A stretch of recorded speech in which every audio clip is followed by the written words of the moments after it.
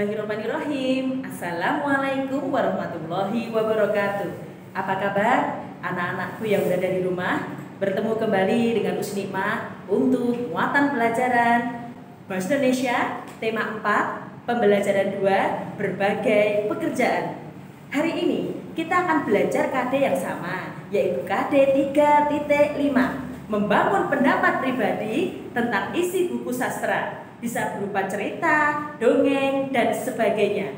Kata kunci kita untuk hari ini yaitu dongeng. Dongeng merupakan salah satu jenis cerita fiksi. Cerita fiksi adalah karya sastra yang berisi cerita rekaan atau karangan dari penulisnya.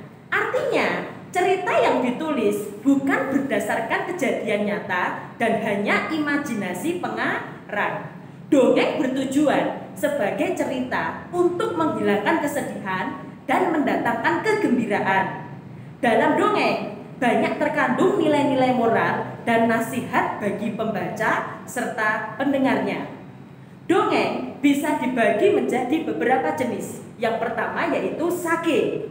Sage yaitu jenis dongeng yang berhubungan pada suatu kejadian atau peristiwa yang ada kaitannya dengan sejarah. Contohnya Lutung Kasarung, Damar Wulan, dan sebagainya. Jenis dongeng yang kedua yaitu mitos atau bisa disebut juga dengan mite. Mite adalah jenis dongeng yang menyangkut suatu kepercayaan dalam masyarakat. Contohnya apa? Contohnya cerita tentang Dewi Sri atau cerita mengenai Ratu Padi. Jenis dongeng yang ketiga yaitu legenda. Legenda merupakan jenis dongeng yang bersifat khayal atau menjelaskan tentang terjadinya suatu tempat atau terjadinya suatu daerah. Contohnya apa? Seperti cerita Gunung Tangkuban Perahu atau cerita asal usul Banyuwangi. Jenis dongeng yang keempat yaitu fabel.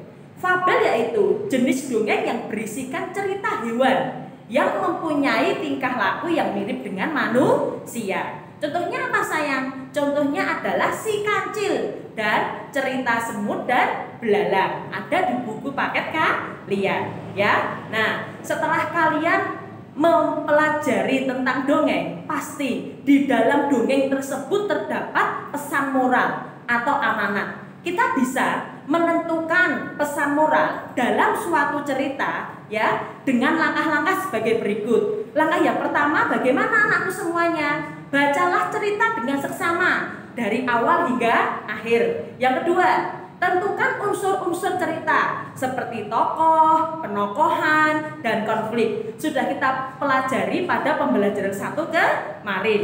Yang ketiga yaitu tentukan pesan moral. Cerita berdasarkan unsur cerita yang telah kamu tentukan. Nah, hari ini Usnikmah cukupkan pembelajarannya. Setelah kalian mempelajari pembelajaran ini, silahkan dibuka buku BBD jilid 4 kalian. Buka halaman 46 sampai 48. Silakan dikerjakan anak-anakku semuanya. Jika nanti kalian mengalami hambatan, silakan hubungi Ustazah. Usnikmah cukupkan pembelajaran kita untuk hari ini. Akhirul kalam. Wassalamualaikum warahmatullahi wabarakatuh.